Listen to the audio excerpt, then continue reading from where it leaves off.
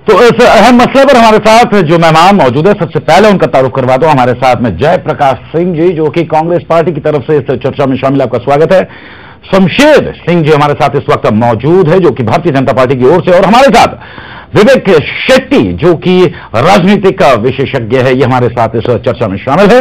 सबसे पहले जिस प्रकार से आरोप और प्रत्यारोप, जुबानी जंग जो दोनों महकमों से चल रही है, बीजेपी खेमा और कांग्रेस खेमा, अगर खास करके यहां पे अगर बात की जाए भारतीय जनता पार्टी की, तो जिस प्रकार से नीतीश कुमार के ऊपर जो निशाना साधा है शमशेर सिंह जी, क्या मतलब समझा जाए? यानी दो टारगेट कर रहे हैं, एक बिहार में जाके नीतीश कुमार को टारगेट करना, दूसरी तरफ राहुल गांधी को टारगेट करना। किस तरह की स्ट्रैटेजी यहां पे भारतीय जनता पार्टी की तरफ से अपनाई जा रही है?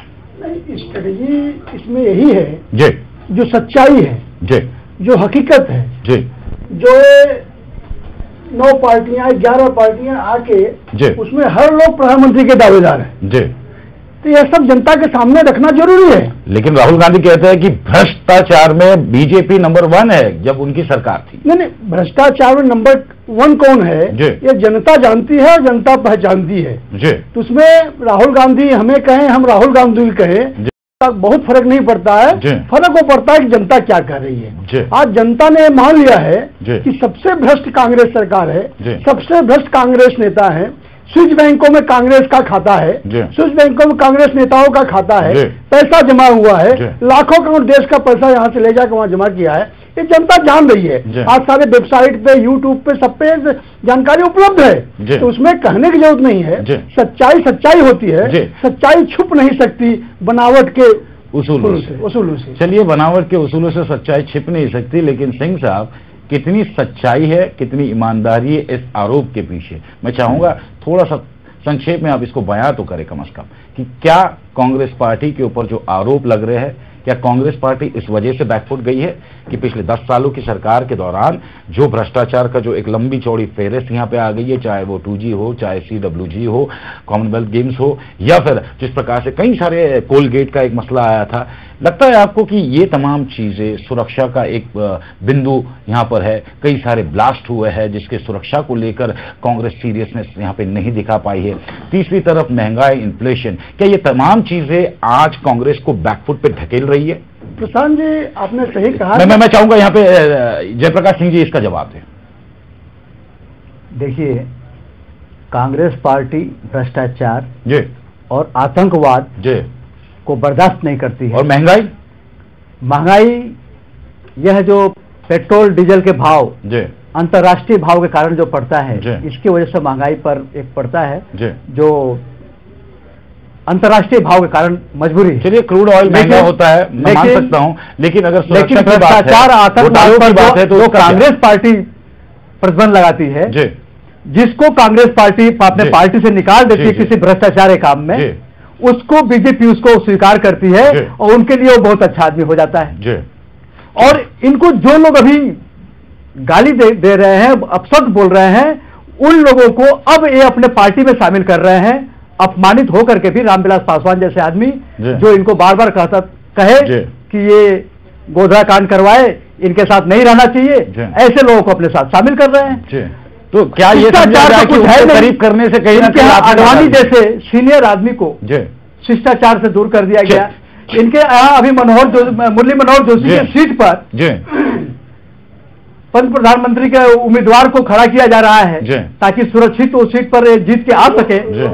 तो ये शिष्टाचार भी इनके यहाँ नहीं है, एकदम दादागिरी और दबाव और भ्रष्टाचार की बात बता दो कि राष्ट्रीय अध्यक्ष बंगारू लक्ष्मण, मैं चाहूंगा बंगारू लक्ष्मण जी को पकड़ा जाए, क्योंकि प्लीज उनका कर्नाटक के मुख्यमंत्री येदियुरप्पा जी जो भ्रष्टाचार में अभी जेल में थे, उनको ये स्वागत के साथ अपने साथ ले रहे हैं। चलिए, यानी आरोप प्रत्यारोप, हालांकि जुबानी जंग जो है ये रैलियों में भी देखी जा रही है और स्टूडियो में भी देखी जा रही है, लेकिन मैं यहाँ पे विवेक शेट्टी जी से यहाँ पे चाहूंगा, जिस प्रकार से दोनों खेमा पूरी तरह अपनी ताकत लगा रहे हैं, एड़ी चोटी का जोर लगा रहे हैं कि आखिरकार सत्ता में काबिज होना है, क्या लगता है क्या ड्रॉबैक हो सकता है कांग्रेस के लिए और क्या ड्रॉबैक हो सकता है भारतीय जनता पार्टी के लिए? अगर सत्ता में आना है तो किन चीजों के सहारे सत्ता में आया जा सकता है?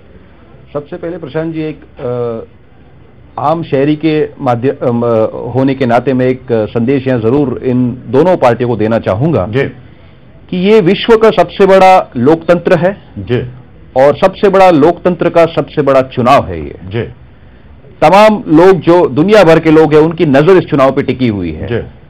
तो आपका जो स्तर है भाषण का या चर्चा का, और इसमें थोड़ी सी शिकायत मेरे मीडिया वाले भाइयों से भी है, यहां चर्चा बीजेपी कांग्रेस पे आरोप लगाती है, कांग्रेस बीजेपी पे आरोप लगाती है। सबसे पहला प्रायोरिटी जिसे कहा जाए वो इश्यूज होना चाहिए, मुद्दे होने चाहिए। उसको आप प्रॉब्लम्स के लिए हल ढूंढिए, उसका सॉल्यूशंस डिस्कस कीजिए, ना कि एक दूसरे पे आरोप प्रत्यारोप का ये दौर चलता रहे।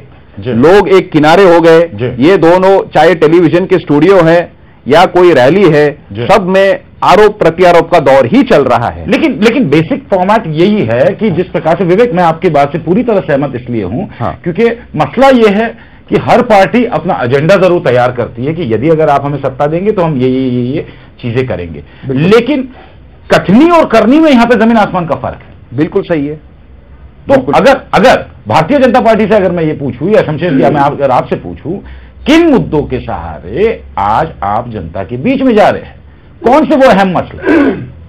स्पष्ट है कि मोदी जी ने और बीजेपी ने डिसाइड किया है कि भ्रष्टाचार मुक्त भारत, विकासशील भारत और महंगाई मुक्त भारत, ये तीनों चीजें क्योंकि हमने करके दिखाया। देखिए, हमने कहीं ऐसा नहीं बोल रहे हैं कि खाली जबान पे दे रहे हैं, क्या आश्वासन दे रहे हैं, हमने करके दिखाया है। मैं बताऊं महंगाई की बात, जब अटल बिहारी वाजपेयी जी प्राइम मिनिस्टर थे तब अमेरिका ने सेंसर लगाया था देश पे, कितनी किल्लत थी, लेकिन हमने महंगाई बढ़ने नहीं दिया।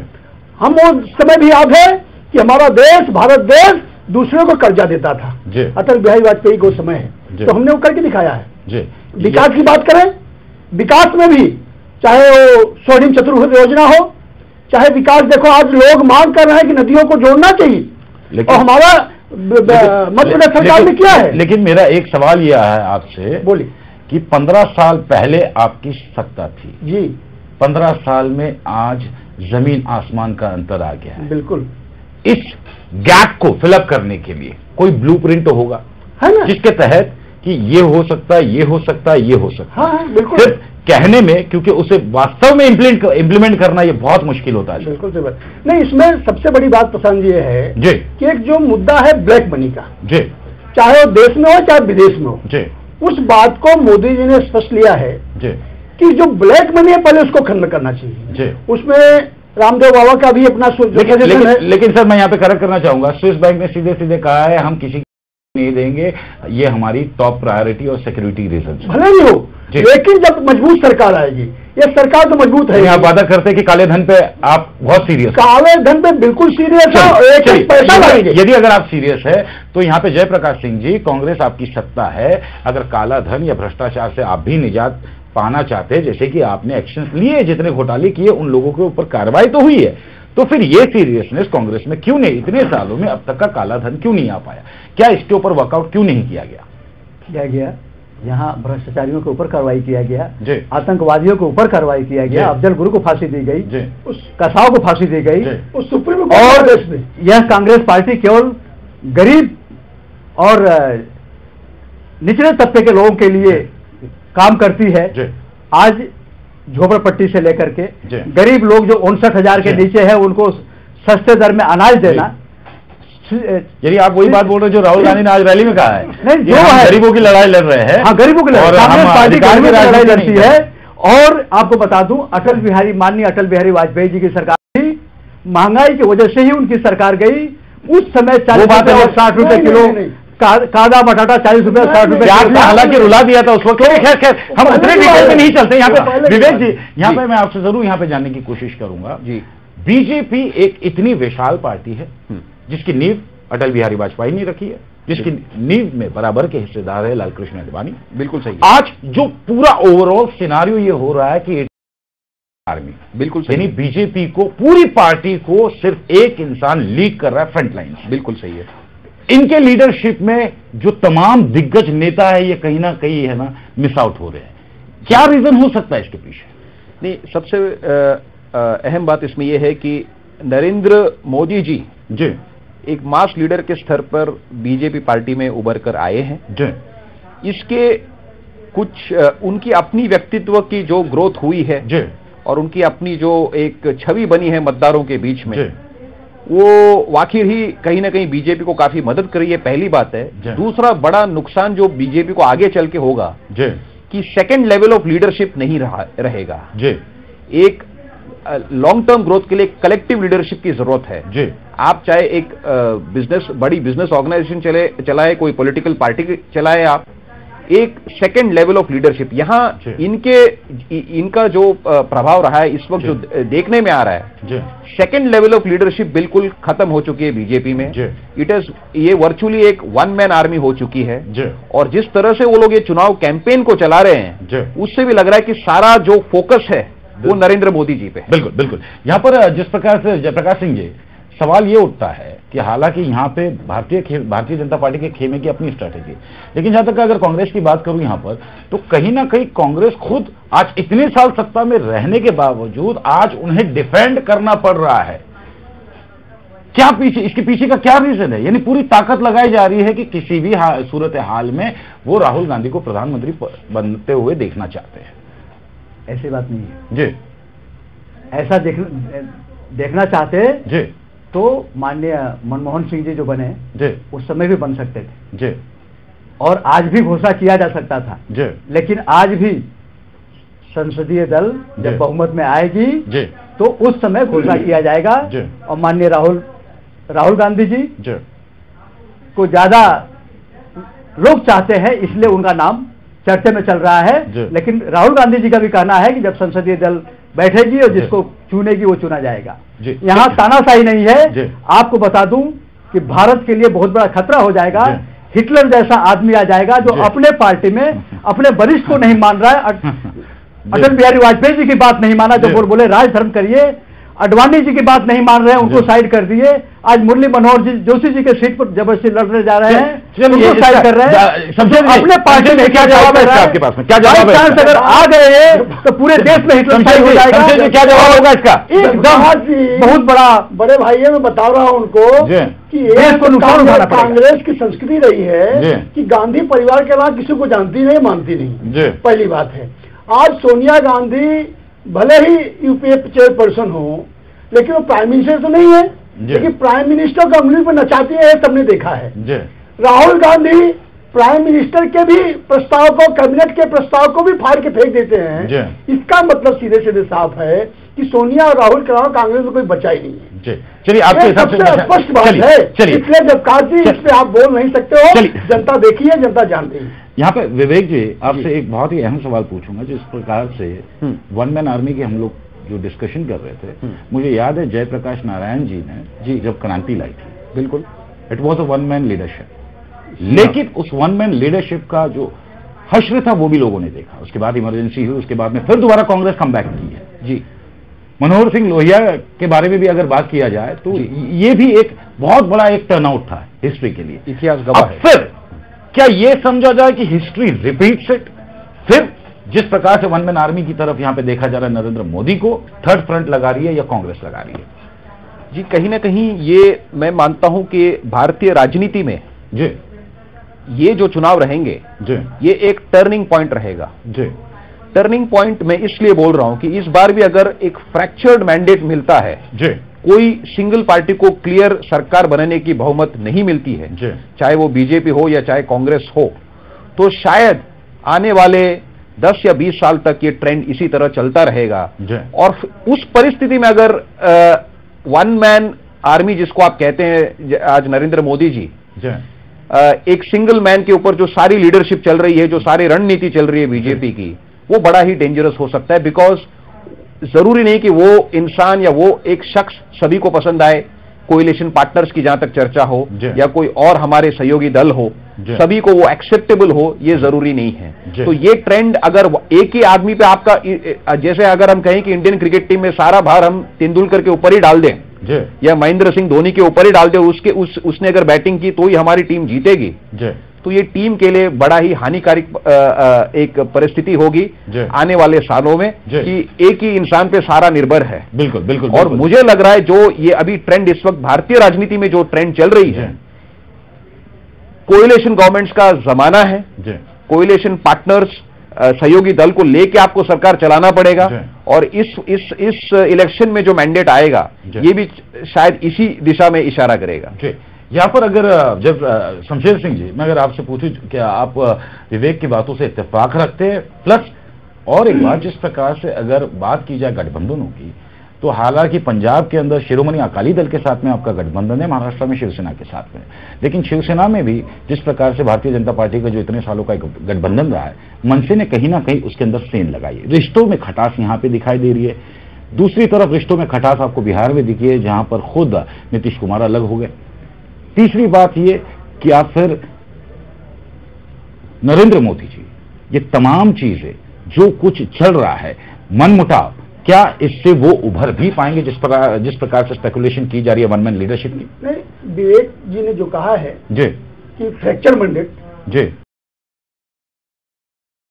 कि एक प्रकार से विश्वसनीयता जनता में हुई है जी, तो आगे चल के आप देखेंगे 10-15 दिन बाद, 15 दिन बाद, 20 दिन बाद जो भी रिपोर्ट्स आएंगे, निश्चित रूप से पूर्ण बहुमत की ओर हमारा बीजेपी और बीजेपी अलायंस दोनों जा रहे हैं। जी, आपका अगर जी यहाँ पर जयप्रकाश सिंह जी, जिस प्रकार से बात चल रही है भारतीय जनता पार्टी की, अगर कांग्रेस खेमे की अगर बात करूं तो तृणमूल कांग्रेस की बात की जाए या थर्ड फ्रंट की बात की जाए, जो सपोर्ट है आज, लेकिन क्योंकि आंध्रा में जिस प्रकार से अलग तेलंगाना हुआ, आप ही के सहयोगी दल ने बैकफुट पे चले गए हैं।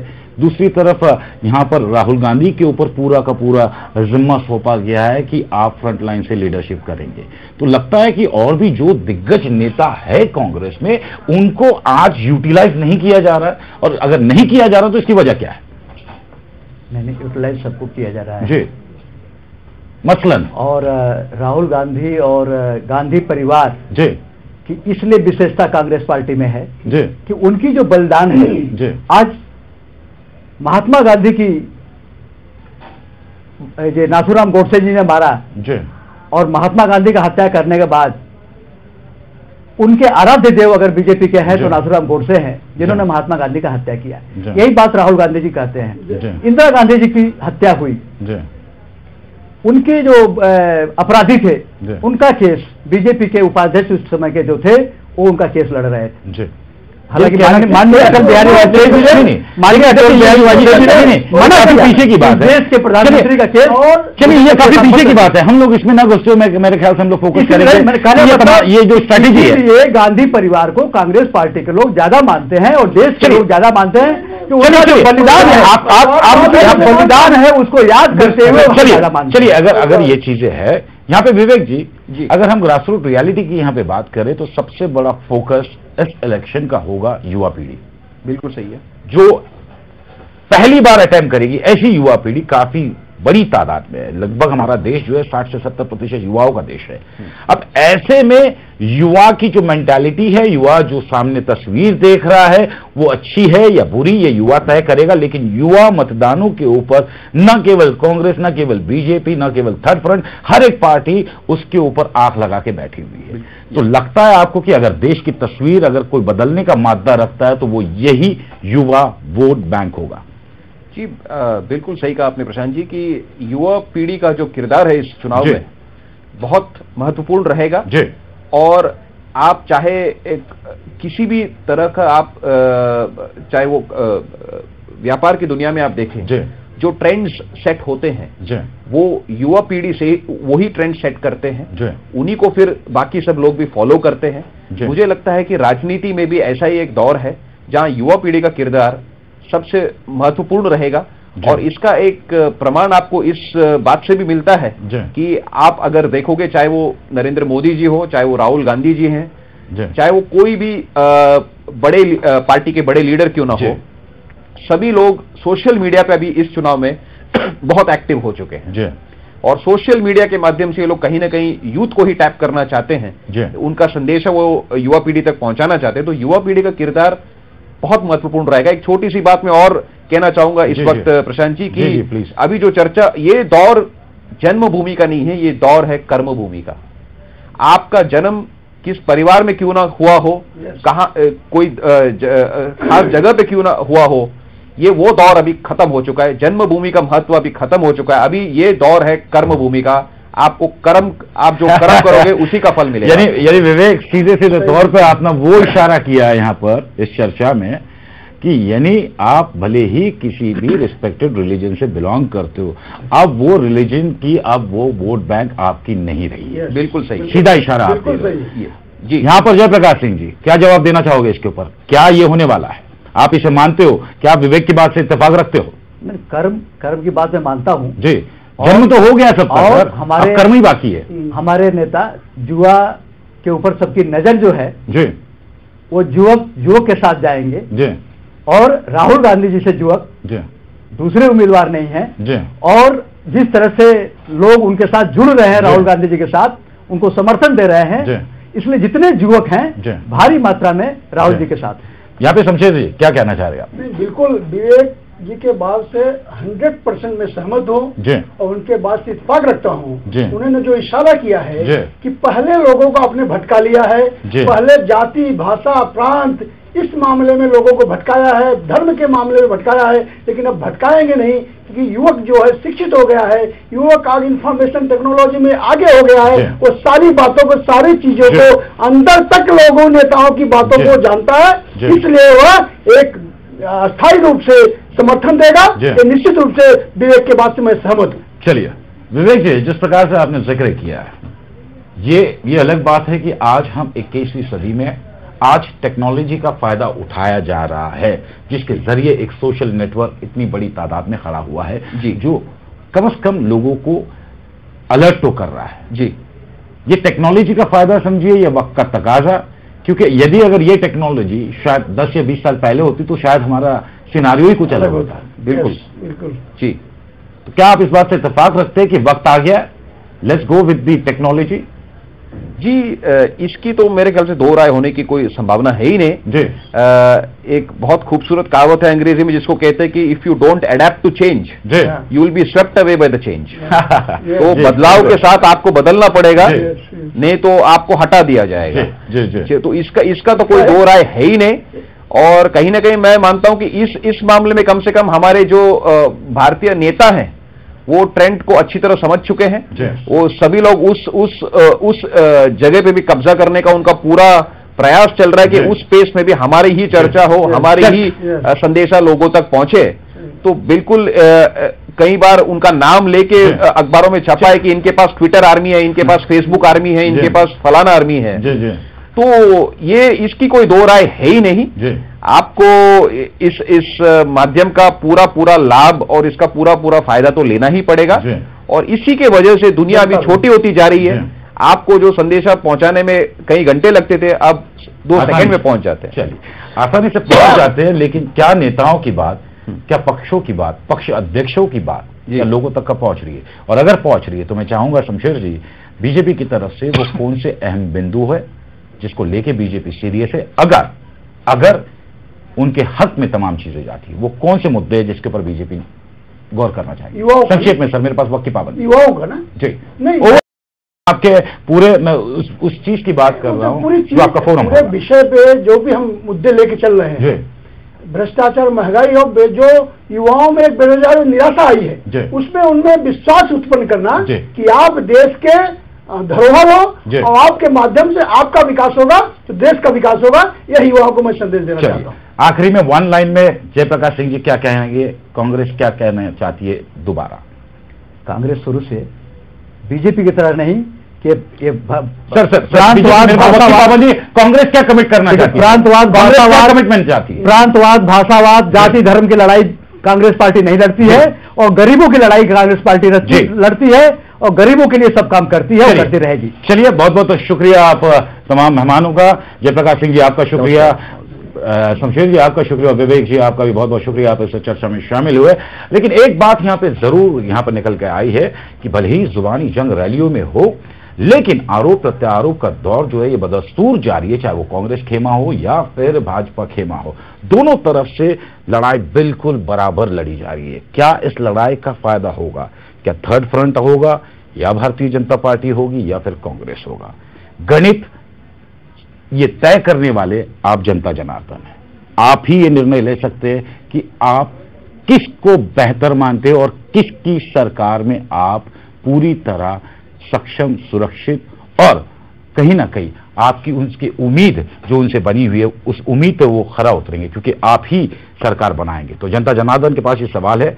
हालांकि चुनावी रैलियां जोरों पर है, लोग आश्वासन दे रहे हैं, लेकिन जो बेहतर आपके लिए प्लीज उसे ही आप चुने। फिलहाल इस चर्चा में बस इतना ही, मुझे दे अनुमति, और आने वाली क्या तस्वीर होगी उससे भी आपको जरूर रूबरू करवाएंगे। लेकिन फिलहाल लेमन न्यूज पे खबरों का सिलसिला बदस्तूर जारी रहेगा।